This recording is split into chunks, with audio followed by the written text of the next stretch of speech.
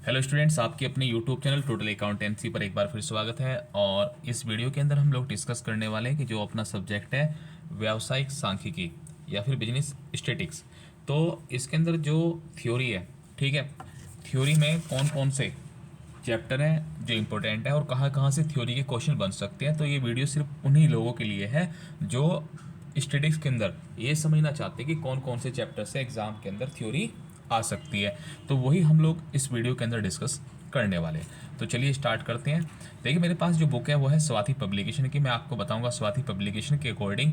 अगर आपके पास स्वाति पब्लिकेशन की बुक नहीं है तब भी कोई दिक्कत नहीं है। तो आप लोग क्या करना कि हेडिंग लिख लेना, ठीक है। जो भी मैं हेडिंग बताऊंगा कि भाई ये इंपॉर्टेंट है, आप उसे नोट कर लेना और जो भी आपके पास बुक है आप उसमें देख लेना।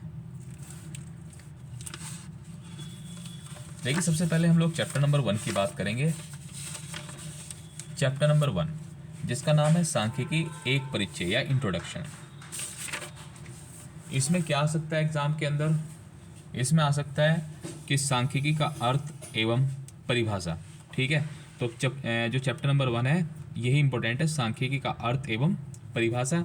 उसके बाद दूसरा पॉइंट इसके अंदर इंपॉर्टेंट है, सांख्यिकी समंकों के मुख्य लक्षण या फिर विशेषताएं, करेक्टरिस्टिक ऑफ स्टैटिस्टिकल डाटा। ये काफ़ी इंपॉर्टेंट क्वेश्चन है दोनों ही, कि सांख्यिकी का क्या अर्थ है और साथ साथ कि सांख्यिकी समंकों के मुख्य लक्षण कौन कौन से हैं। तो सबसे पहला मुख्य लक्षण है जैसे कि ये तथ्यों के समूह ही समंक होते हैं, ठीक है। तो आप लोग देख लेना। उसके बाद तीसरा यहाँ पे जो इस चैप्टर के अंदर थ्योरी इंपॉर्टेंट है वो है सांख्यिकी की प्रकृति, नेचर ऑफ स्टैटिक्स। कि भाई जो स्टैटिक्स है वो किसका क्या नेचर है। तो स्टैटिक्स का नेचर क्या है कि ये साइंस भी है, आर्ट भी है। साइंस किसे कहते हैं, आर्ट किसे कहते हैं, वो लोग आप लोग उस चीज़ को क्लियर कर लेना। उसके बाद है सांख्यिकी के कार्य। चैप्टर नंबर 1 के अंदर सांख्यिकी के जो कार्य हैं ये भी इंपॉर्टेंट है। उसके बाद आगे चलते हैं हम लोग। उसके बाद है सांख्यिकी की सीमाएं, लिमिटेशन ऑफ स्टैटिक्स। कि भाई सांख्यिकी कौन कौन सी सीमाएं हैं। देखिए, अगर मैं आप लोगों को बताऊं कि इस चैप्टर के अंदर सबसे इंपॉर्टेंट क्वेश्चन कौन सा बन सकता है, ये कहाँ से बन सकता है, तो जब मैंने आपको सबसे पहले थ्योरी बताई थी कि स्टैटिक्स क्या है उसके बारे में, वो सबसे इंपॉर्टेंट क्वेश्चन है। और मैं सबसे ज़्यादा इंपॉर्टेंट क्वेश्चन इस वाले को कहता हूँ कि सांख्यिकी के प्रति अविश्वास। कि लोग जो है सांख्यिकी के प्रति विश्वास नहीं करते, या फिर डिस्ट्रस्ट ऑफ स्टैटिक्स, कि लोग डिस्ट्रस्ट करते हैं, ट्रस्ट नहीं करते हैं स्टडीज़ के अंदर। उसके क्या रीज़न है, कौन कौन से उसके कारण है, तो वो लोग आप लोग क्या करिए, उन हेडिंग को पढ़ लेना। साथ ही साथ दूसरा क्वेश्चन यहाँ से बन सकता है, एग्जाम में पूछ लेता है कि लोग सांख्यिकी के प्रति अविश्वास रखते हैं, तो उस अविश्वास को कैसे दूर किया जा सकता है, ठीक है। समंकों के प्रति अविश्वास के जो कारण हैं वो कौन कौन से, और उस कारणों को कैसे दूर करने के उपाय। तो काफ़ी बार ऐसा हुआ है कि एग्ज़ाम में एक क्वेश्चन देखने को मिला है, तो आप लोग अच्छे से करके जाइएगा।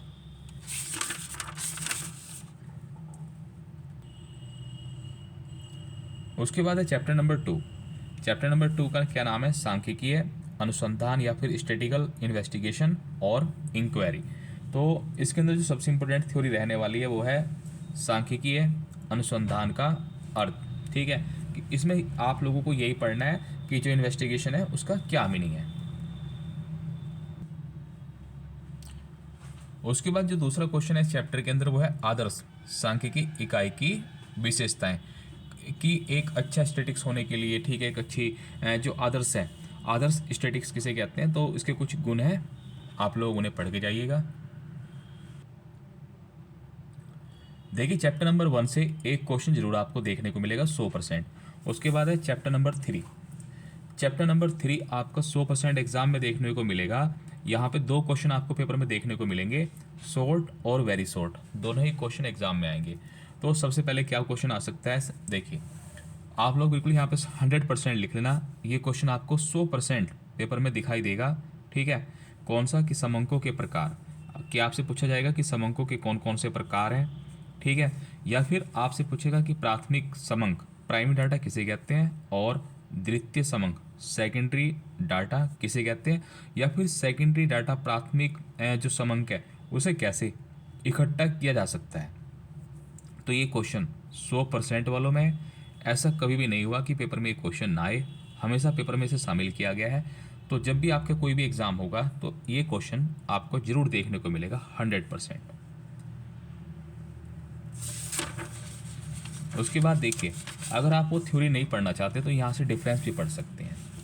ठीक है, यहाँ पे डिफरेंस दिए गए हैं कि primary data and second data में क्या डिफरेंसेस है। उसके बाद प्राथमिक समंकों को कैसे इकट्ठा किया जा सकता है ये पढ़ लेना, कि प्राइमरी डाटा को हम लोग कैसे कलेक्ट कर सकते हैं। अभी जो सामने है आपके शेड्यूल एंड क्वेश्चन ईयर, इस पर भी आप लोग 100% लिख लेना। ठीक है, बिल्कुल 100% एग्ज़ाम में आपको प्रश्नावली या फिर अनुसूची का क्वेश्चन देखने को मिलेगा। ठीक है, तो आप लोग इसे बिल्कुल 100% मान के चलिएगा कि एग्ज़ाम में आएगा। उसके बाद है चैप्टर नंबर 4। चैप्टर नंबर 4 में आप क्या पढ़ेंगे? चैप्टर नंबर 4 में पढ़ेंगे आप लोग जनसंख्या। ठीक है, जनसंख्या या फिर समग्र समष्टि। ठीक है, ये वो वाली पॉपुलेशन नहीं है जो आप समझते हैं। ठीक है, पॉपुलेशन का मतलब है यहाँ पर कि जिसके ऊपर रिसर्च किया जा रहा है उसकी कुल इकाइयाँ। उसके बाद आपको इसमें पढ़ना है सैंपल। ठीक है, कि सैंपल न्यायदर्श, प्रतिदर्श या निर्दर्श किसे कहते हैं। उसके बाद इस चैप्टर के अंदर आपको पढ़ना है कि जो सैम्पलिंग के मेथड है। ठीक है, सैम्पलिंग के कितने मेथड्स हैं?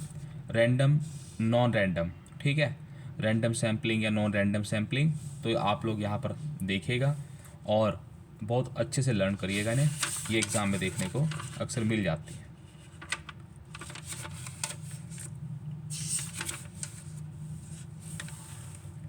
उसके बाद इसी चैप्टर के अंदर दूसरा पॉइंट है यहाँ पे सांख्यिकीय नियमितता का नियम। बिल्कुल 100% लेके चलिएगा कि एग्ज़ाम में को देखने को मिलेगा। लॉ ऑफ स्टैटिकल रेगुलरिटी, इसमें 2 क्वेश्चन है एक साथ, ये आपको समझने हैं। या फिर आ सकता है महांक जड़ता नियम, लॉ ऑफ इंट्रिया ऑफ लार्ज नंबर। ठीक है, तो आप लोग इसे इम्पोर्टेंट लिख लेना। उसके बाद हम लोग बात करते हैं चैप्टर नंबर 5। चैप्टर नंबर 5 में क्या है? समंकों का संपादन, परिशुद्धता और उपसाधन एवं विभ्रम।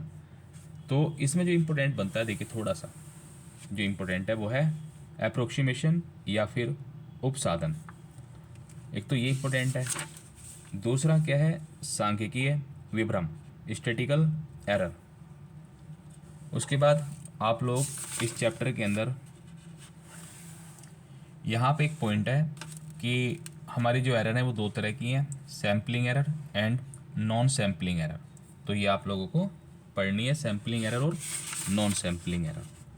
तो इस चैप्टर की इतना ही। उसके बाद नया चैप्टर, उसके बाद हम लोग चलते हैं चैप्टर नंबर 6 में। तो चैप्टर नंबर 6 में देखते हैं क्या, क्लासिफिकेशन एंड टेबुलेशन। इसमें एक क्वेश्चन है जो बिल्कुल 100% एग्ज़ाम में देखने को मिलता है, तो हम लोग उसकी तरफ चलते हैं और उस क्वेश्चन का नाम है, अभी हम लोग चलते। देखिए सबसे पहले तो आप लोग थोड़ा सा ये समझ लेना कि अपवर्जी, एक्सक्लूसिव एंड इंक्लूसिव मेथड क्या है। ठीक है, कि भाई एक्सक्लूसिव और इंक्लूसिव में क्या डिफरेंस है। तो यहाँ पे टेबल बना के दिखाई गई है, आप लोग समझ लेना। उसके बाद मैं अगर चैप्टर के अंदर बात करूँ कि 100% कौन सा क्वेश्चन आएगा, एक तो आप लोग इसे पढ़ लेना, फ्रीक्वेंसी डिस्ट्रीब्यूशन को।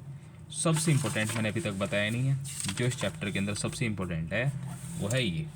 इस पे आप लोग बिल्कुल 100% लिख लेना कि क्लासिफिकेशन एंड टेबुलेशन में क्या डिफरेंस है। बिल्कुल 100% एग्जाम में एक्सपेक्टेड क्वेश्चन है कि ये क्वेश्चन एग्जाम के अंदर जब थ्योरी आएगी तो थ्योरी में देखने को आपको मिल सकता है। उसके बाद है चैप्टर नंबर 7, केंद्रीय परिवर्तियों के माप। तो केंद्रीय परिवर्तियों के माप, ये आप थ्योरी बहुत इंपॉर्टेंट रहेगी। केंद्रीय परिवर्तियों की माप से क्या समझते हैं, meaning and definition of measures of central tendency या फिर एवरेज। तो आप लोग इसे इंपॉर्टेंट लिख लेना। उसके बाद है केंद्रीय परिवर्तियों की विभिन्न मापें। तो आपसे एग्जाम में पूछ सकता है वेरी शॉर्ट के अंदर कि जो पोजिशनल एवरेज है वो कौन कौन से हैं, या फिर मैथमेटिकल एवरेज कौन से हैं, या फिर जो बिजनेस एवरेज है वो कौन से हैं। तो इन एवरेज को आपको ऐसे ध्यान रखना है कि मीडियन और मोड पोजिशनल है, और ये 4 मैथमेटिकल है, और ये 3 बिजनेस एवरेज है। उसके साथ साथ आपको एक क्वेश्चन इधर से भी देखना है क्या, कि एक असेंशियल फीचर्स या properties of an ideal average, आदर्श या फिर श्रेष्ठ माध्य के आवश्यक तत्व कौन कौन से हैं।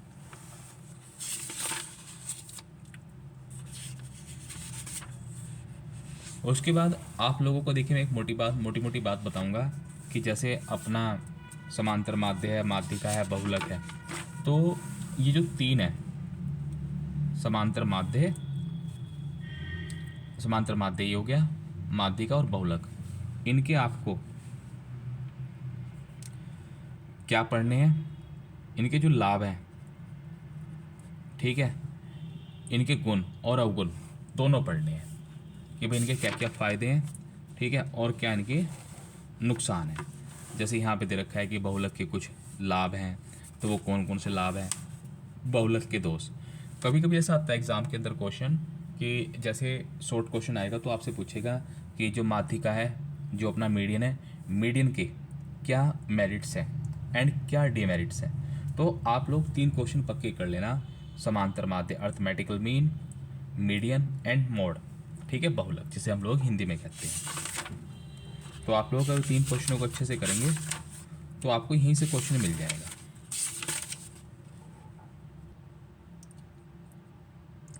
उसके बाद हमारा चैप्टर है चैप्टर नंबर 8, जिसका नाम है अपकिरण के माप या फिर मेजर्स ऑफ डिस्पर्जन। तो इसके अंदर देखते हैं कि भाई कौन कौन से जो थ्योरी है वो इम्पोर्टेंट है। तो इसके अंदर जो थ्योरी बन सकती है वो अपकिरण या डिस्पर्जन की मीनिंग पूछ सकता है आपको, क्या इसका मीनिंग है, क्या इसका अर्थ है। उसके बाद पूछ सकता है आपसे कि अपकिरण के माप के कौन कौन से उद्देश्य या फिर महत्व हैं, objective and importance of measures of dispersion. उसके बाद आपसे एग्जाम में पूछा जा सकता है कि मेथड्स ऑफ मेजरिंग डिस्पर्जन, कि भाई जो हमारा अपकिरण है, अपकिरण के मापने की कौन कौन सी विधियां हैं। तो जैसे कि यहाँ पे दिया हुआ है सीमा रीतियां हैं, मेथड्स ऑफ लिमिट, तो इसके अंदर 3 है 4 है, जैसे रेंज है, परसेंटाइल है, इंटर क्वार्टाइल है और क्वार्टाइल डेविएशन है। उसके बाद है विचलन माध्य रीति या फिर मेथड्स ऑफ एवरेजिंग डेविएशन, तो इसके अंदर 2 है एमडी एंड एसडी। तो इस तरह से आप लोगों को ध्यान रखना है। उसके बाद देखते हैं इसके अंदर और कौन सी थ्योरी है जो इम्पोर्टेंट है, और तो मुझे नहीं लगती। उसके बाद आप लोग थोड़ा सा जैसे स्टैंडर्ड डेविएशन है और एमडी मीन डेविएशन के बारे में पढ़ लेना। तो बस इतना ही था इस चैप्टर के अंदर। उसके बाद नए चैप्टर पे चलते हैं। सॉरी, इसके अंदर एक पॉइंट और है इस चैप्टर के अंदर ही, जो ये अपना एसडी और एमडी वाला चैप्टर है, मेजर्स ऑफ डिस्पर्जन। इसके अंदर एक पॉइंट होता है लॉरेंज कर्व, ठीक है, एग्जाम में ये भी आ गया, कई बार ऐसा हुआ है कि एग्जाम के अंदर आया है लॉरेंज कर्व। तो ये हमारा एक ग्राफिकल मेथड है या फिर बिंदु रेखीय विधि के द्वारा हम लोग इसका जो है इस्तेमाल करते हैं अपने क्वेश्चन को सोल्व करने के लिए। देखिए उसके बाद है हमारा चैप्टर नंबर 9।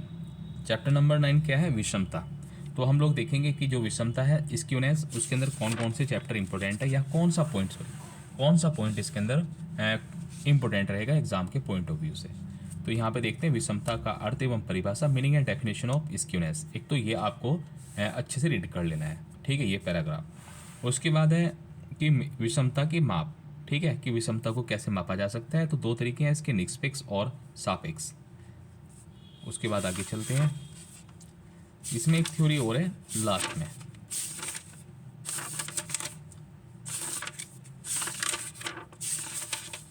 देखिए यहाँ पर एक थ्योरी दी गई है जो कि इंपॉर्टेंट है, कि difference between dispersion and skewness, कि इस वाले चैप्टर में उससे जो पहले वाला चैप्टर था, दोनों में किस बात को लेकर के डिफरेंस है, कौन कौन से ऐसे पॉइंट हैं जो है क्या करते हैं दोनों चैप्टर के अंदर डिफरेंस क्रिएट करते हैं। तो आप लोग जरूर देखिएगा, ठीक है, इस पॉइंट को। उसके बाद चलते हैं नए चैप्टर में।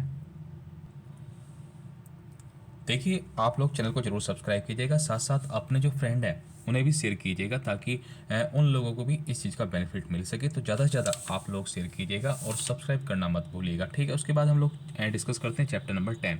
चैप्टर नंबर 10 का क्या नाम है, सहसंबंध, जिसे हम लोग इंग्लिश में कहते हैं कोरिलेशन, ठीक है। कोरिलेशन का मतलब है 2 अलग अलग संख्याओं के बीच में संबंध। तो यहाँ पे आप लोग क्या पढ़ेंगे इस चैप्टर के अंदर, आप पढ़ेंगे क्या, कि meaning and definition of correlation, कि भाई सहसंबंध का क्या अर्थ एवं परिभाषा है। उसके बाद सहसंबंध की उपयोगिता, कि जो कोरिलेशन है ठीक है, इसे हम लोग कहाँ कहाँ पे यूटिलिटी एंड क्या इसका इंपॉर्टेंस है। उसके बाद आपको पढ़ना है टाइप्स ऑफ कोरिलेशन कि जो कोरिलेशन है वो कितने तरह के हो सकते हैं, पॉजिटिव, नेगेटिव, लीनियर, ठीक है, कोलिनियर और simple, partial and multiple correlation. एक आपको इसके अंदर ध्यान रखनी है ये वाली टेबल, ठीक है, कि भाई परफेक्ट जो कोरिलेशन है वो कैसे बनेगा, high degree, moderate, low and no relation. उसके बाद थोड़ा सा आपको यहाँ से ये पढ़ना है मेथड्स ऑफ डिटरमाइनिंग कोरिलेशन। देखिए, अगर आपको स्टडीज़ के अंदर आप चाहते हैं कि भाई न्यूमेरिकल्स भी ना पढ़ने पड़े और पास हो जाए, थोड़ा सा थ्योरी पे ज़्यादा फोकस रखना ही पड़ेगा आप लोगों को। तो जो पूरी बुक की आपको थ्योरी है वो मैंने निचोड़ के दे दी है, बिल्कुल जहाँ जहाँ भी जो भी मेरे से हो सकता था मैंने आप लोगों के लिए मैक्सिमम कोशिश कर रहा हूँ कि आपको ज़्यादा से ज़्यादा बेटर बताने का प्रयास है मेरा, कि आप लोगों तक सही और जो ज़रूरी इन्फॉर्मेशन है वो मिलती रहे, और जो ज़्यादा इंपॉर्टेंट है वही आपको कंटेंट प्रोवाइड हो। तो यहाँ से आप लोग मेथड्स ऑफ डिटरमाइनिंग कोरिलेशन कर लेना। देखिए, उसके बाद है हमारा चैप्टर नंबर 13 का जो नाम है वो क्या है, सूचकांक या निर्देशांक, इंडेक्स नंबर।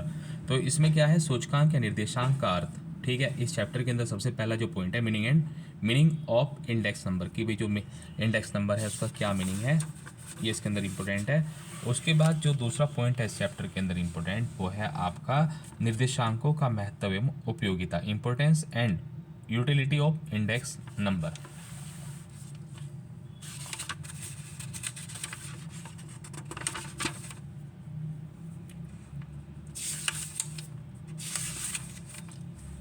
और देखते हैं इसके अंदर क्या इंपॉर्टेंट हो सकता है।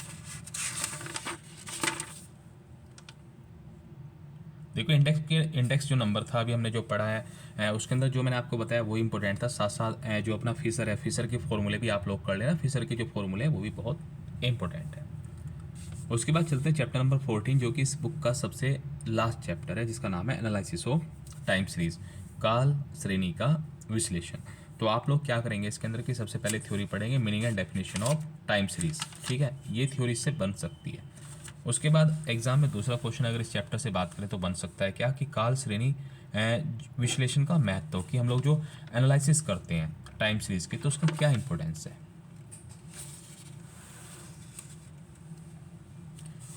उसके बाद आप लोगों को देखिए इसमें क्या करना है, इस चैप्टर के अंदर कंपोनेंट ऑफ टाइम सीरीज वो भी आपको देखने हैं, कि ऐसे कौन कौन से फैक्टर हैं जिसकी वजह से हमारा जो टाइम सीरीज में उतार चढ़ाव आता है, कि हमारी जो सेल है कभी ज़्यादा हो जाती है कभी कम हो जाती है, तो उसकी क्या रीज़न है, ठीक है, वो आप लोगों को इस चैप्टर के अंदर देखने हैं।